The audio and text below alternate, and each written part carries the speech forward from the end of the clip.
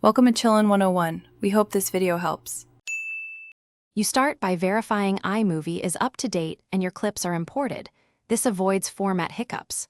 Open iMovie, create a new project, and drag your chosen clips into the timeline.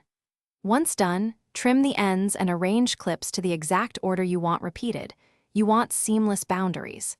Make sure to set clip durations and crossfades now because they determine the loop smoothness. You're ready to prepare the clip for repeating without wasting time on later edits.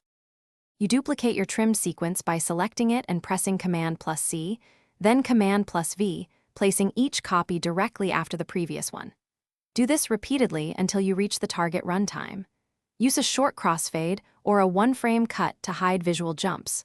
Why? Because identical frames can show a visible stutter without a tiny overlap or transition. Make sure playback snaps are enabled so duplicates align perfectly. And preview constantly. To catch any timing drift, you export the stitch timeline via File, Share, File, selecting H.